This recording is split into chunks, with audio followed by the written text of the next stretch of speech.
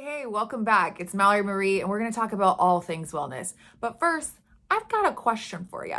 Raise your hands, not that I can see it or anything, if you are in favor of finding out a way to have more energy, more focus, resulting in more productivity throughout your entire day. Okay, now keep that hand raised up if you are also in favor of having a consistent morning routine. Oh, great. This is where Mallory's going to tell me to get up at 4:30, crush your workout, drink a disgusting green drink, conquer the world all before 9 a.m. Let's go. Now, hold on just a moment. A morning routine does not have to be that intense in order to be dubbed an official morning routine. In fact, all of us already have a morning routine. Whether or not we call it a routine, that's another thing. But we are creatures of habit, and all of us have some step-by-step process from getting out of our bed and onto our days. The question is, though, are those routines aligning with our goals and giving us the momentum to get through our days, or are they sapping us of our energy and causing everything after we wake up to be an uphill battle? And that's what we're going to go over today.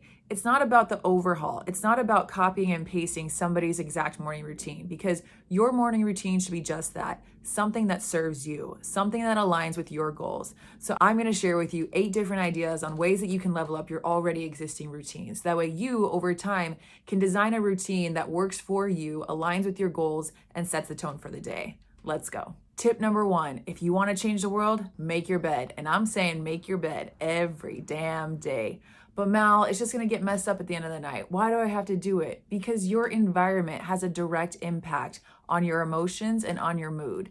If you look around, think about it. Was there ever a time where you felt stressed or overwhelmed? And then if you looked at your immediate environment, was it the same? A messy environment can add stress, whereas an organized environment can produce calm. But don't just take my word for it. Gretchen Rubin, the author of The Happiness Project, states that making your bed first thing in the morning is one of the most simple and effective ways to lead towards overall happiness. So, is your bed made? Tip number 2, set a time and stay as consistent as possible. Now, I'm not going to sit over here and say that that means you all have to start waking up at 5 a.m. because guess what? That's not realistic. We all have different schedules. We all have different needs. The key is you know your schedule. You know what needs to get done in the day. So use that to work backwards and find a time that is ideal for you and that you can commit to. By setting a consistent time, it will allow you to have a consistent morning routine. And when I say stick to the time, I mean try not to push the snooze 7 times. Raise your hand for all you chronic snoozers out there. Oh yeah, I used to be a major chronic snoozer. I'm talking 6, 7 times. I'm talking I enabled that behavior so much that if I had to get up at 7, I would purposely set my alarm at 6:15 so that way I could snooze 7 times. And if that resonates with you and you are just not a morning person, let me introduce you to one of my favorite life hacks, and it's my sunrise clock by Philips. Now, there are many sunrise clocks out there, but I'm just going to tell you about the one that has literally single-handedly changed my life.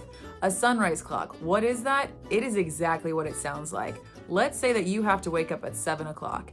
At 6:30, what this clock does is it simulates a sunrise in your room very slowly over the course of 30 minutes. So by the time that your alarm goes off at 7, you are wide awake. How does it do that?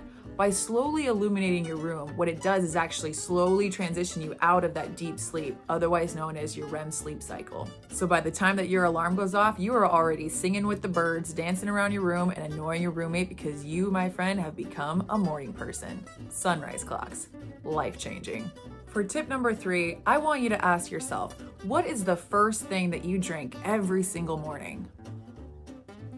And if you said a juice, a coffee with more frosting than a cupcake, or a Bloody Mary, we have some room for improvement. A great rule of thumb is to hydrate before you caffeinate. What that means is get at least 1, maybe 2 glasses of water before any type of caffeine products. And why would we do that? Because the human body itself is made up of more than half water. I myself like to start off every single day with hot water, lemon juice, and apple cider vinegar. And no, this is not the part where I read off the long laundry list of benefits of apple cider vinegar that you could find on the internet. That covers virtually everything from improved skin, lowers blood pressure, to you turn into a magical unicorn.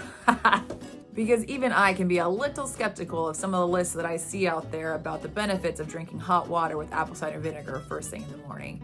But here's what I can tell you based off of 3 years of doing this practice myself. Fact number 1, it kickstarts the old digestive system. Fact number 2, and I'm saying a fact, it pushes fast forward on the elimination process. And if you need any clarification on what the elimination process is, go ahead and shoot me a DM and I'll give you all the details. And now that we're hydrated with all of that water, whether cold or hot, be mindful of the next beverage that you consume, especially if you're an avid juice drinker or you order one of those mocha frappuccino caramelitos with the extra whip on the side. Because you know what you're doing to your body? You're causing a massive spike in your sugar levels, which can then cause a massive drop in your sugar levels, resulting in a sugar crash. And we're not about the crash life, we're about the fast life. So in review, tip number 3 is all about the first thing that we consume every single morning. Hydrate before you caffeinate and watch those sugar levels. Now, when it comes to tip number 4, all I have to say is, I like to move it, move it. I like to move it, move it. I like to move it, move it. You like to move it. I like to move it, move it. I like to move it, move it. I like to move it, move it. You like to move it. When it comes to mornings, my energy is through the roof, and it's taken some time to get there. So for me, morning workouts are my jam. They're my thing. I need them. They give me energy. They give me life. They give me endorphins to get through the day. But I get it. Not everybody's like that. And it doesn't have to be an intense workout. No, not at all. In fact, Ben Greenfield, the author of Boundless,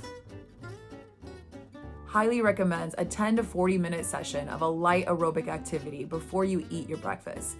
And this could include a stretch session, a yoga session, riding a bike, walking the dog. In fact, walking the dog or getting outside is the one thing that he recommends the most. Because by exposing yourself to natural sunlight first thing in the morning, not only are you regulating your natural sleep and wake cycles, but also the more sun that you get in the morning, the more melatonin your body will produce at night.